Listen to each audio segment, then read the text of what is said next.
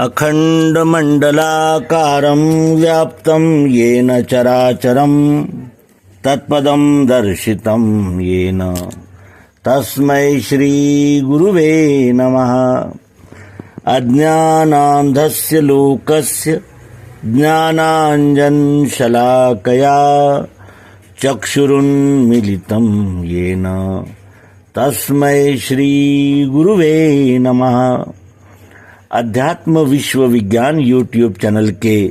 प्रिय पाठक मित्र, आचार्य, गुरुजन, हमारे मार्गदर्शक, हमारे टीम के सभी सदस्य और इस अंक को देखने वाले प्रबुद्ध पाठक सभी का हार्दिक स्वागत और समादर करते हैं। मित्रों, भारत भूमि में ऐसे अनेक अनमोल रत्न उपजे हैं जिन रत्नों ने इस सनातन और सार्वकालिक, सार्वभौमिक, सार्वदेशिक सनातन विद्या को प्रचार प्रसार करने में अग्रणी भूमिका निभाई। और जब जब मानवता को अनेक मतों, पंथों, संप्रदायों और हठवादिता, पंथाभिमान, कट्टरता ने घेर लिया, तब तब इन मनीषियों ने आकर उस प्राचीन सनातन सिद्धांत को जन जन के सामने रखा और साथ ही ये निर्णय करने का भी अधिकार दिया कि वे चुने किस मार्ग से जाना है, और वे इस निर्णय तक पहुंचे कि हमारे जीवन का तरण तारण और सार्थक किस विधा में है, किस दिशा में है। भारत की एक विशेषता ये भी कही जाएगी कि यहाँ जो ज्ञान का उदय हुआ, जो जिसे कहा जाएगा कि विश्व का सर्वोत्तम, इस विश्व के एक एक घटक को अपना अंग मानने वाली ये विद्या, और इस विद्या को जो प्राप्त करना चाहे उनका सदैव स्वागत, और जो प्राप्त नहीं करना चाहते हैं उनके लिए भी स्वतंत्रता। ये ऐसा भारत देश है कि यहाँ निरीश्वरवादी, नास्तिक से लेकर तो अनेक देवी और देवताओं की पूजन करने वाले मूर्ति पूजकों को भी और मूर्ति भंजकों को भी आश्रय मिला, और उन्हें भी अपने मत का प्रतिपादन करने का अवसर मिला, स्वतंत्रता मिली। इसी कड़ी में एक अत्यंत उज्जवल और ऐसे समय उदित हुआ नाम, जब इस भारत को अनेक प्रकार के मतांतरों ने घेर लिया था। उस समय वेदों का सत साहित्य, वेदों का सिद्धांत प्रतिपादन करने वाले एक ऐसे अद्भुत तारे का उदय हुआ जिन्हें हम महर्षि दयानंद सरस्वती के नाम से जानते हैं। दयानंद जी सरस्वती, ये स्वामी विरजानंद जी सरस्वती इनके शिष्य, और इन्होंने आकर वेद विज्ञान जो प्रायः लुप्त हो गया था, संस्कृत को जानने वाले बहुत कम लोग बचे थे, और देश ऐसे संक्रमण काल से गुजर रहा था जिसमें देश और देश की जनता त्राही त्राही कर रही थी, और अनेक प्रकार के यानी विघ्न इस भारत भूमि के जन जन तक पहुंच रहे थे। उस समय सत्य का उद्घोष करने के लिए स्वामी दयानंद जी सरस्वती ने सत्यार्थ प्रकाश नाम का एक ऐसा ग्रंथ लिखा, जिस ग्रंथ में वेद, उपनिषद, विभिन्न प्रकार की स्मृतियां, 6 दर्शन शास्त्र आदि से उद्धरण छाट कर उसको एक माला में पिरोकर अपने प्राचीन भारत का आचरण वैभव जन जन के सामने रखा गया। ये सत्यार्थ प्रकाश ग्रंथ का परिचय देना ही इस अंक का उद्देश्य है, और इस सत्यार्थ प्रकाश में 14 समुल्लास है, और इस समुल्लास के द्वारा महर्षि दयानंद जी सरस्वती इन्होंने वैदिक साहित्य को अपने सामने रखा है और साथ ही उन्होंने जो प्रस्तावना प्रस्तुत की है उसमें वे कहते हैं,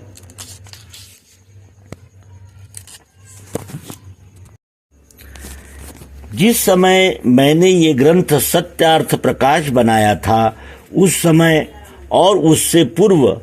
संस्कृत भाषण करने, पठन पाठन में संस्कृत ही बोलने और जन्मभूमि की भाषा गुजराती होने के कारण से मुझको इस भाषा का विशेष परिज्ञान नहीं था। इससे भाषा अशुद्ध बन गई थी। अब भाषा बोलने और लिखने का अभ्यास हो गया है, इसलिए इस ग्रंथ को भाषा व्याकरणानुसार शुद्ध करके दूसरी बार छपवाया है। और इस ग्रंथ में 14 समुल्लास है, जिसे 14 विभाग कहे जाएंगे। इसमें 10 जो समुल्लास है उसे पूर्वार्ध और 4 समुल्लास उत्तरार्ध के रूप में प्रस्तुत किए गए हैं। मेरा इस ग्रंथ को बनाने का मुख्य प्रयोजन सत्य और सत्य अर्थ का प्रकाश करना है, अर्थात जो सत्य है उसको सत्य और जो मिथ्या है उसको मिथ्या ही प्रतिपादन करना सत्य अर्थ का प्रकाश समझा है। ये सत्य नहीं कहा था जो सत्य के स्थान में असत्य और असत्य के स्थान में सत्य का प्रकाश किया जाए, किंतु जो पदार्थ जैसा है उसको वैसा ही कहना, लिखना और मानना सत्य कहलाता है। जो मनुष्य पक्षपाती होता है वह अपने असत्य को भी सत्य और दूसरे विरोधी मत वाले के सत्य को भी असत्य सिद्ध करने में प्रवृत्त होता है। इसलिए वह सत्य मत को प्राप्त नहीं हो सकता। विद्वान आप्तों का यही मुख्य काम है कि उपदेश या लेख के द्वारा सब मनुष्यों के सामने सत्यासत्य का स्वरूप समर्पित कर दे। पश्चात वे स्वयं अपना हिताहित समझकर सत्यार्थ का ग्रहण और मिथ्यार्थ का परित्याग करके सदा आनंद में रहे। मनुष्य का आत्मा सत्यासत्य का जानने वाला है, तथापि अपने प्रयोजन की सिद्धि, हठ, दुराग्रह और अविद्यादि दोषों से सत्य को छोड़ असत्य में झुक जाता है। परंतु इस ग्रंथ में ऐसी बात नहीं रखी है। न किसी का मन दुखाना व किसी की हानि पर तात्पर्य है, किंतु जिससे मनुष्य जाति की उन्नति और उपकार हो। सत्यासत्य को मनुष्य लोग जानकर सत्य का ग्रहण और असत्य का परित्याग करे, क्योंकि सत्योपदेश के बिना अन्य कोई भी मनुष्य जाति की उन्नति का कारण नहीं है। इस प्रकार उन्होंने अपना मत स्पष्ट रूप से इस ग्रंथ में रखा हुआ है। आगे वे कहते हैं कि यद्यपि आजकल बहुत से विद्वान प्रत्येक मतों में हैं, वे पक्षपात छोड़ सर्वतंत्र सिद्धांत अर्थात जो बातें सबके अनुकूल, सब में सत्य है, उनका ग्रहण और जो एक दूसरे से विरुद्ध बातें हैं उनका त्याग कर परस्पर प्रीति से वर्ते और वर्तावे, तो जगत का पूर्ण हित होवे। क्योंकि विद्वानों के विरोध से अविद्वानों में विरोध बढ़कर अनेक विध दुख की वृद्धि और सुख की हानि होती है। इस हानि ने, जो कि स्वार्थी मनुष्य को प्रिय है, सब मनुष्यों को दुख सागर में डुबा दिया है। आगे वे कहते हैं कि इनमें से जो कोई सार्वजनिक हित लक्ष्य में धर प्रवृत्त होता है, उससे स्वार्थी लोग विरोध करने में तत्पर होकर अनेक प्रकार से विघ्न करते हैं। परंतु सत्यमेव जयति नानृतम सत्येन पंथा विततो देवयानः, अर्थात सर्वदा सत्य का विजय और असत्य का पराजय और सत्य ही से विद्वानों का मार्ग विस्तृत होता है। इस दृढ़ निश्चय के आलम्बन से आप्त लोग परोपकार करने से उदासीन होकर कभी सत्यार्थ प्रकाश करने से नहीं हटते। यह बड़ा दृढ़ निश्चय है कि यतवग्रे विषमीव परिणामे मृतोपमम, यह गीता का वचन है। इसका अभिप्राय यह है कि जो जो विद्या और धर्म प्राप्ति के कर्म है वे प्रथम करने में विष के तुल्य और पश्चात अमृत के सदृश होते हैं। ऐसी बातों को चित्त में धर के मैंने इस ग्रंथ को रचा है। श्रोता व पाठकगण प्रथम प्रेम से देखें और इस ग्रंथ का सत्य असत्य तात्पर्य जानकर यथेष्ट करें। इसमें यह अभिप्राय रखा गया है कि जो जो सब मतों में सत्य सत्य बातें हैं वे सब में अविरुद्ध होने से उनका स्वीकार करके जो जो मतांतरों में मिथ्या बातें हैं उनका खंडन किया है। इसमें यह भी अभिप्राय रखा है कि सब मतांतरों की गुप्त व प्रकट बुरी बातों का प्रकाश कर विद्वान अविद्वान आदि सभी और साधारण मनुष्यों को भी उनके सामने भी इस सत्य को रखा है, जिससे सबसे सबका विचार होकर परस्परी प्रेमी हो और एक सत्य के मतस्थ हो। यद्यपि मैं आर्यावर्त देश में उत्पन्न हुआ और बसता हूँ, तथापि जैसे इस देश के मतांतरों की झूठी बातों का पक्षपात न कर यथा तथ्य प्रकाश करता हूँ, वैसे ही दूसरे देशस्थ व मत वालों के साथ भी वर्तता हूँ। जैसा स्वदेश वालों के साथ मनुष्योन्नति के विषय में वर्तता हूँ, वैसा विदेशियों के साथ भी तथा सब सज्जनों को भी वर्तना योग्य है। क्योंकि मैं भी जो किसी एक का पक्षपाती होता तो जैसे आजकल के स्वमत की स्तुति मंडन और प्रचार करते हैं और दूसरे मत की निंदा हानि और बंद करने में तत्पर होते हैं, वैसे मैं भी होता, परंतु ऐसी बातें मनुष्यपन से बाहर है। क्योंकि जैसे पशु बलवान होकर निर्बलों को दुख देते और मार भी डालते हैं, जब मनुष्य शरीर पाके वैसा ही कर्म करते हैं तो वे मनुष्य स्वभाव युक्त नहीं किंतु पशुवत है। और जो बलवान होकर निर्बलों की रक्षा करता है वही मनुष्य कहलाता है, और जो स्वार्थवश होकर परहानि मात्र करता रहता है वह जानो पशुओं का भी बड़ा भाई है। इस प्रकार वे सत्यार्थ प्रकाश नामक उनके द्वारा लिखे गए ग्रंथ की प्रस्तावना में कहते हैं, और साथ ही वे इस बात को बार बार दोहराते हैं कि बहुत से हठी दुराग्रही मनुष्य होते हैं कि जो वक्ता के अभिप्राय से विरुद्ध कल्पना किया करते हैं, विशेषकर मत वाले लोग, क्योंकि मत के आग्रह से उनकी बुद्धि अंधकार में फंस के नष्ट हो जाती है।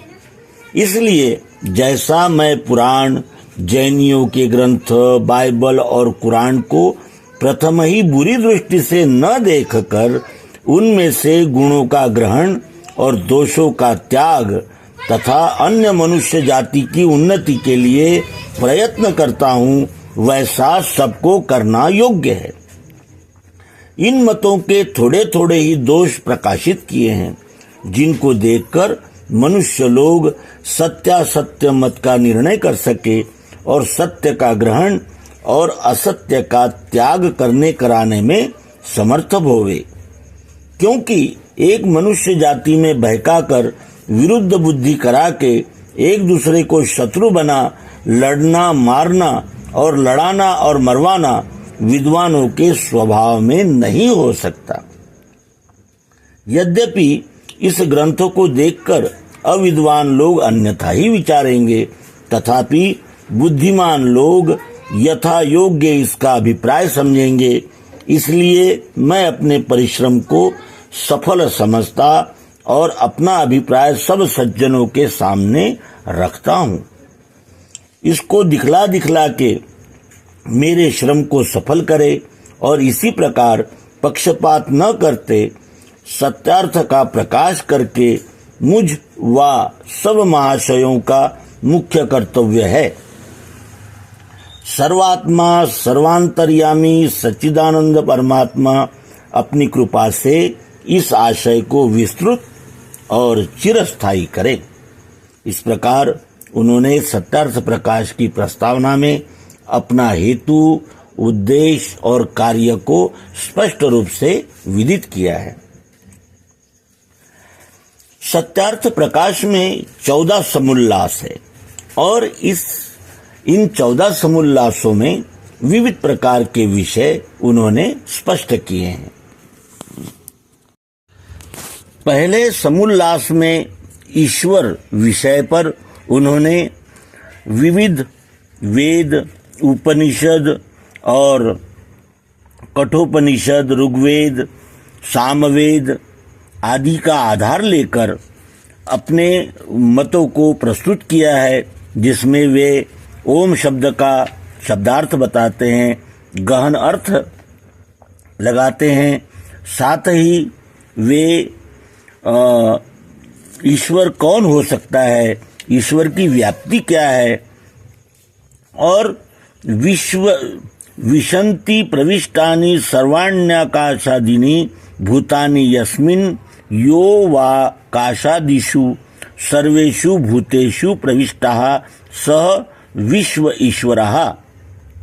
इस प्रकार वे जिसमें आकाश आदि सब भूत प्रवेश कर रहे हैं अथवा जो इनमें व्याप्त होकर प्रविष्ट हो रहा है, इसलिए उस परमेश्वर का नाम विश्व है इत्यादि नामों का ग्रहण उन्होंने इस प्रथम समुल्लास में किया है।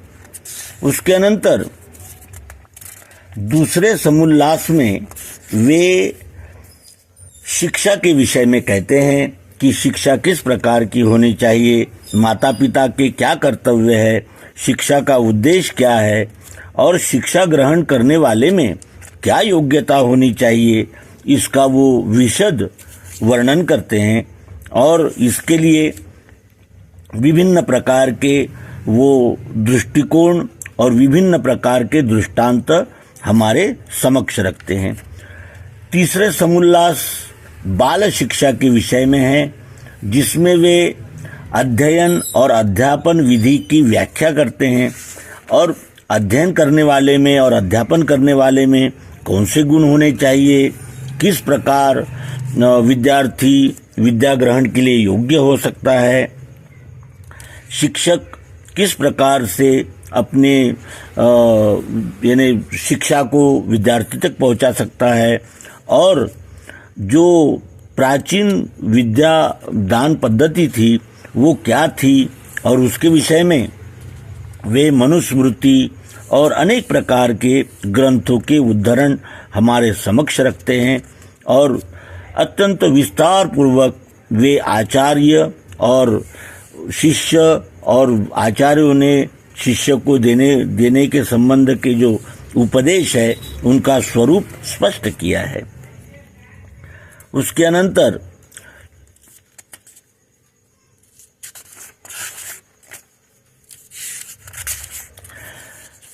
पठन पाठन की विधि क्या होनी चाहिए, किस प्रकार पठन पाठन होना चाहिए, इसका भी मार्गदर्शन करते हैं और विविध प्रकार के ग्रंथों का यहाँ वे समावेश करते हुए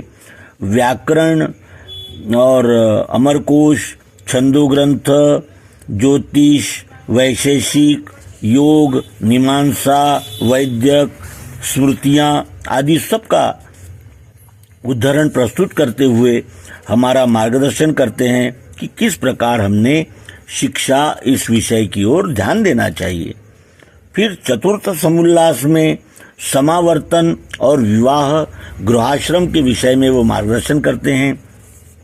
कि समावर्तन कैसे किया जाए, विवाह क्या है, गृहस्थाश्रम को कैसे संपन्न किया जाना चाहिए और वर और वधू में कौन कौन सी योग्यताएं होनी चाहिए और ऐसी इस प्रकार से अनेक विषयों को उन्होंने स्पर्श किया है, जिसमें मनुस्मृति का अनेक स्थानों पर श्लोकों सहित उल्लेख किया गया है और ये दर्शाया गया है कि किस प्रकार हम गृहस्थ आश्रम को सफल बना सकते हैं, संपन्न कर सकते हैं, साथ ही अपने अपने वर्ण कर्म में स्थित रहकर किस प्रकार सेवा कर सकते हैं, इसका वो उपदेश करते हैं। संतुष्टो भार्यया भर्ता भर्त्रा भार्या तथैव च यस्मिन्नेव कुले नित्यं कल्याणं तत्र वै ध्रुवम् यदि हि स्त्री न रोचेत पुमासन्न प्रमोदयेत अप्रमोदान् पुनः पुंसः प्रजननं न प्रवर्तते स्त्रियां तु रोचामानायां सर्वं तद्रोच्यते कुलं तस्यां त्वरोचमानायां सर्वमेव न रोचते। इस प्रकार वे कहते हैं, इसका स्पष्टीकरण वे करते हैं कि जिस कुल में भार्या से भर्ता और पति से पत्नी अच्छे प्रकार प्रसन्न रहती है, उसी कुल में सब सौभाग्य और ऐश्वर्य निवास करते हैं। जहाँ कलह होता है वहाँ दौर्भाग्य और दारिद्र्य स्थिर होता है। जो स्त्री पति से प्रीति और पति को प्रसन्न नहीं करती, तो पति के अप्रसन्न होने से काम उत्पन्न नहीं होता। जिस स्त्री की प्रसन्नता में सब कुल प्रसन्न और उसको अप्रसन्नता से सब अप्रसन्न अर्थात दुखदायक हो जाता है। इस प्रकार का मनुस्मृति का उदाहरण प्रस्तुत करते हुए वे हमारा मार्गदर्शन करते हैं। इसके अनंतर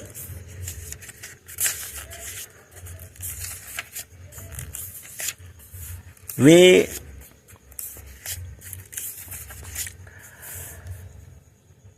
पांचवें समोल्लास में वानप्रस्थ और सन्यास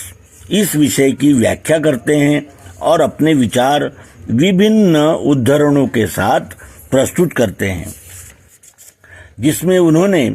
सन्यास की विधि क्या होनी चाहिए और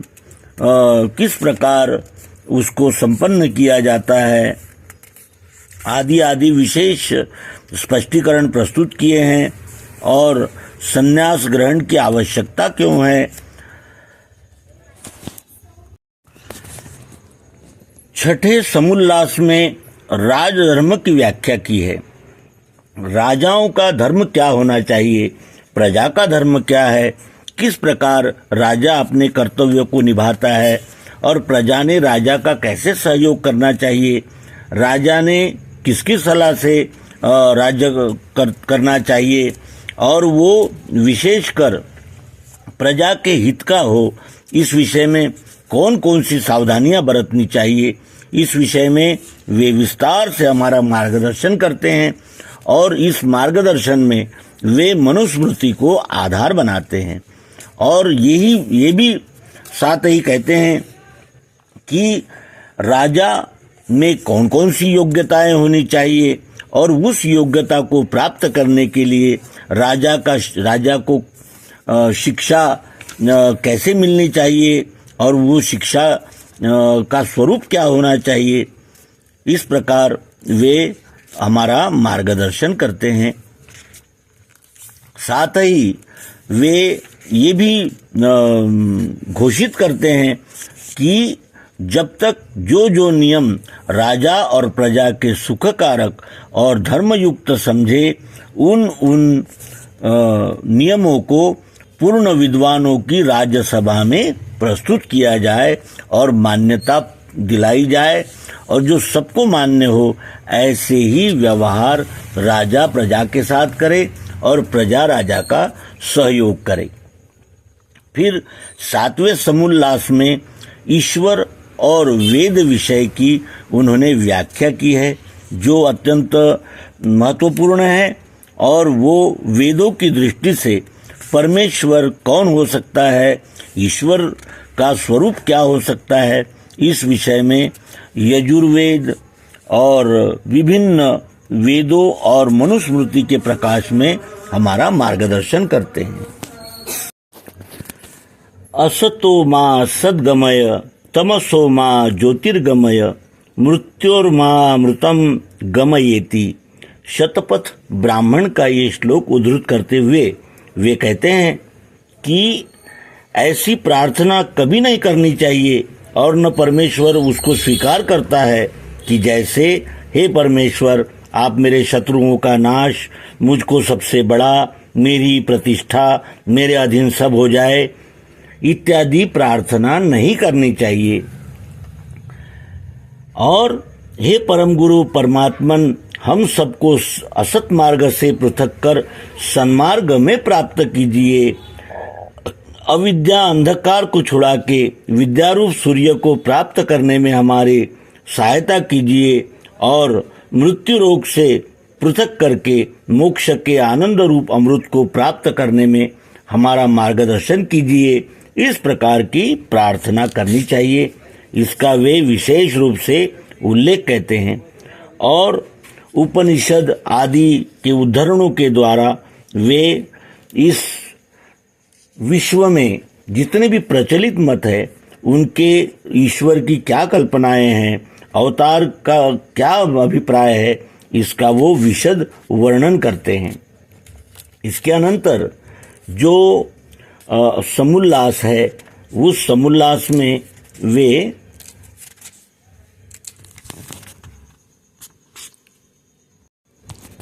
आठवें समुल्लास में वे सृष्टि की उत्पत्ति, स्थिति और प्रलय का विचार प्रस्तुत करते हैं, जिसमें वे अनेक ग्रंथों का आधार लेते हुए ये स्पष्ट करने का प्रयास करते हैं। ऋग्वेद और उपनिषद, सांख्य सूत्र आदि ग्रंथों का उन्होंने अच्छा यहाँ उपयोग करके, प्रयोग करके और विभिन्न सूत्रों का भी यहाँ प्रयोग किया गया है, जिसमें मांडुक्योपनिषद, वैशेषिक सूत्र और इस प्रकार के अनेक ग्रंथों के उद्धरण यहाँ प्रस्तुत करके उन्होंने इस विषय को विस्तार पूर्वक हमारे समक्ष रखा है। और नित्य क्या है, अनित्य क्या है, इसका विचार उन्होंने प्रस्तुत किया है। और तैत्तरीय उपनिषद का उदाहरण देते हुए वे कहते हैं कि परमेश्वर और प्रकृति से आकाश अर्थात अवकाश, जो कारण रूप द्रव्य सर्वत्र फैल रहा था, उसको इकट्ठा करने से अवकाश उत्पन्न सा हो गया है। और उस आकाश की उत्पत्ति कभी नहीं होती, क्योंकि बिना आकाश के प्रकृति और परमात्मा कहाँ ठहर सकते हैं। इस प्रकार प्रकृति और परमाणु का सिद्धांत भी वे विशद रूप से प्रस्तुत करते हैं। साथ ही श्रीमद् भगवद गीता का उदाहरण यहाँ देते हुए वे कहते हैं कि नासतो विद्यते भावो ना भावो विद्यते सतः उभयोरपि दृष्टोन्नस्त्वन्नस्योस्त तत्वदर्शी भी। कभी असत का भाव वर्तमान और सत का अभाव अवर्तमान नहीं होता, इसकी घोषणा करते हुए वे इस विषय को विस्तार पूर्वक हम सब पाठकों के समक्ष रखते हैं। इसके अनंतर 9वें समुल्लास में वे विद्या, अविद्या, बंध और मोक्ष इस विषय की व्याख्या करते हैं और अपने विचार प्रस्तुत करते हैं। इसमें वे मांडुक्योपनिषद आदि उपनिषदों के उदाहरण प्रस्तुत करते हुए मुक्ति और बंध का वर्णन करते हैं। और इस मुक्ति और बंध का वर्णन करते हुए वे विभिन्न प्रकार से अपने यानी उदाहरणों से वे इस मत तक पहुंचते हैं कि ये जो सृष्टि की उत्पत्ति है ये अनादिकाल से है और इस प्रकार इस सृष्टि में जीव आते जाते रहते हैं। और इसके लिए उन्होंने विभिन्न पंथों का भी यानी उल्लेख किया है, जिसमें जैन और ईसाई और इस प्रकार के अनेक मतों का उन्होंने उल्लेख करते हुए इस विषय का विचार हम सबके समक्ष प्रस्तुत किया है।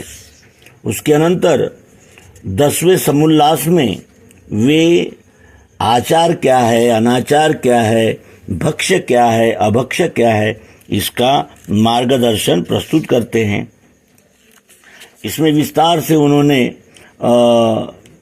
भक्ष्य क्या है, अभक्ष्य क्या है, इस प्रकार का वर्णन किया है और ये सत्यार्थ प्रकाश का पूर्वार्ध यहाँ समाप्त होता है। इसके अनंतर उन्होंने सत्यार्थ प्रकाश का उत्तरार्ध यहाँ से आरंभ किया है, जिसमें 4 समुल्लास है और इसमें वे प्रास्ताविक की अनुभूमिका में कहते हैं कि ये सिद्ध बात है कि 5 सहस्त्र वर्षों के पूर्व वेद मत से भिन्न दूसरा कोई भी मत न था, क्योंकि वेदोक्त सब बातें विद्या से अविरुद्ध है। वेदों की अप्रवृत्ति होने के कारण महाभारत युद्ध हुआ। इनकी अप्रवृत्ति से अविद्या अंधकार भूगोल में विस्तृत होने से मनुष्यों की बुद्धि भ्रमयुक्त होकर जिसके मन में जैसा आया वैसा मत चलाया। उन सब मतों में 4 मत जो वेद विरुद्ध पुरानी, जैसे पुरानी, जैनी, किरानी और कुरानी सब मत है, उसका भी उन्होंने उल्लेख किया है। इसके अनंतर वे 11वें समुल्लास में आर्यावर्त के मतानुसार क्या खंडन मंडन है ये प्रस्तुत किया है और उन्होंने विभिन्न मतों पंथों संप्रदायों का इसमें तुलनात्मक रीति से विचार हम सबके समक्ष रखा है, जिसमें वे अनेक ग्रंथों का आधार लेते हुए ये स्पष्ट करते हैं कि ये जो अनेक मत है, जो अनेक मतांतर है, ये सीमित सिद्धांत को धारण करके अपने अपने मत का प्रतिपादन कर रहे हैं, जिसमें संपूर्णतया विचार नहीं किया गया है। इसका वे विशेष रूप से उल्लेख करते हैं। उसके अनंतर वे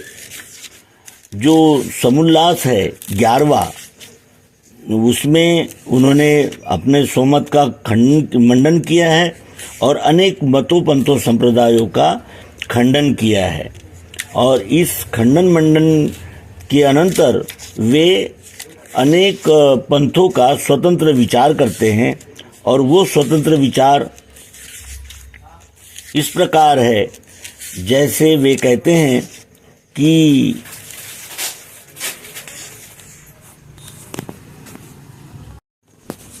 मूर्ति पूजा अर्थात प्रतिमा पूजा से श्री रामचंद्र, श्री कृष्ण, नारायण और शिवादि की बड़ी निंदा और उपहास होता है। सब कोई जानते हैं कि वे बड़े महाराजाधिराज और उनकी स्त्री सीता तथा रुक्मिणी, लक्ष्मी और पार्वती आदि महारानियां थी, परंतु जब उनकी मूर्ति यानी प्रतिमाएं मंदिर आदि में रख के पुजारी लोग उनके नाम से भीख मांगते हैं और उनको भिखारी बनाते हैं कि आओ महाराज, राजा जी, सेठ, साहूकारों, दर्शन कीजिए, बैठिए, चरणामृत लीजिए और कुछ भेंट चढ़ाइए। महाराज सीताराम, कृष्ण रुक्मिणी व राधा कृष्ण, लक्ष्मी नारायण और महादेव पार्वती जी को 3 दिन से बाल भोग, राजभोग, जलपान व खान पान आप प्रस्तुत कीजिए। और इस प्रकार वे पंडे पुरोहित प्रतिमा पूजन में लगा करके सत्य और जिसे कहा जाएगा कि वास्तविक जो उपदेश है, वास्तविक जो स्वरूप है, उनका यानी विपर्यास करते हैं। इसका ये समुल्लास में वे निषेध करते हैं और विभिन्न प्रकार के तर्कों के द्वारा ये सिद्ध करते हैं कि ज्ञान से ही हम परमात्मा के समीप जा सकते हैं, ज्ञान से ही परमात्मा को जाना जा सकता है। इसका वे विस्तृत रूप से मंडन करते हैं और प्रतिमा पूजा को यानी प्रतिमा पूजा की उलाहना करते हैं, प्रतिमा पूजा को समर्थन नहीं करते। इस प्रकार आगे वे 12वें समुल्लास में आस्तिक नास्तिक संवाद, खंडन मंडन, नास्तिक, चारवाक, बौद्ध और जैन मत की चिकित्सा करते हैं और इन विभिन्न मतों का विचार हम सबके समक्ष रखते हैं और साथ ही ये भी दर्शाते हैं कि ये जो मत पंथ संप्रदाय है जो सीमित रूप से सत्य का विचार करते हैं और अपनी सीमा को ही परम सत्य मानकर ये आग्रह करते हैं कि हम उन्हें माने और उनके सीमित प्रतिपादन पर ही विश्वास रखें। इस प्रकार का उन्होंने यहाँ खंडन मंडन स्वरूप प्रस्तुत किया है और इस प्रकार वे अनेक उदाहरणों से ये सिद्ध करते हैं कि जब तक हम सर्वांगीण विचार नहीं करते तब तक एक पंथ और मत का विचार ग्राह्य मानकर उसके अनुसार आचरण करना कितने भ्रम का कारण हो सकता है, ये यहाँ प्रतिपादित करते हैं। विभिन्न प्रकार के संवाद उन्होंने यहाँ प्रस्तुत किए हैं और विभिन्न प्रकार के प्रश्न उत्तर भी यहाँ दिए गए हैं। साथ ही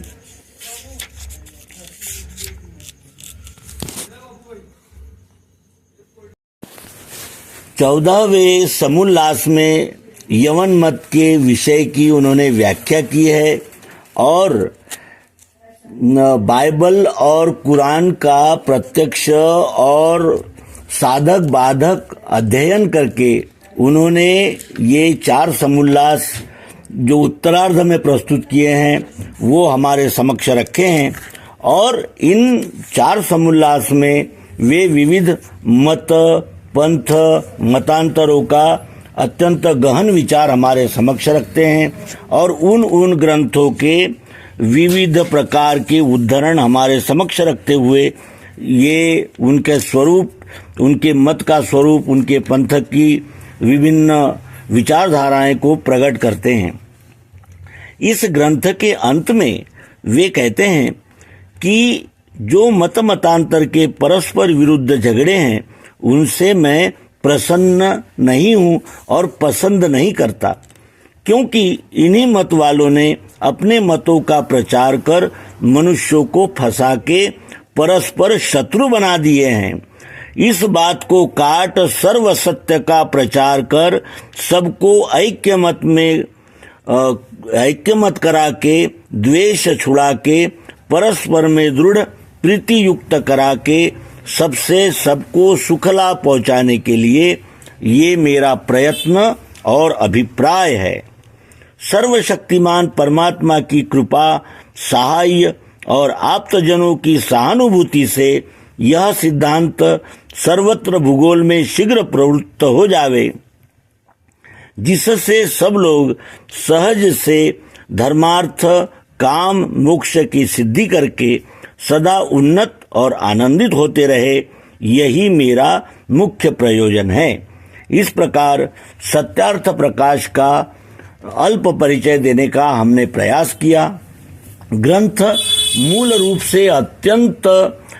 यानी जिसे कहा जाएगा कि गहन है, गंभीर है और इसमें की गई चर्चाएं अत्यंत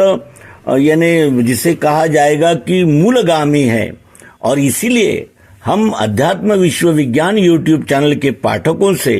प्रार्थना करेंगे कि सत्यार्थ प्रकाश नामक ये महर्षि श्री दयानंद जी सरस्वती रचित ग्रंथ वे मंगवाएं, प्रत्यक्ष उसको पढ़ें, समझें और फिर आर्य समाज की प्रमुख कल्पना, आर्य समाज के सिद्धांत को वे जान सकेंगे। आप सभी को पुनः पुनः हार्दिक धन्यवाद और अध्यात्म विश्व विज्ञान YouTube चैनल पर उनकी कृपा के लिए पुनः पुनः अनुग्रहण व्यक्त करते हुए इस अंक को विराम देते हैं। नर्मदे हर सद्गुरु भगवान की जय, विश्वरूप परमात्मा की जय। ओम शांति शांति शांति।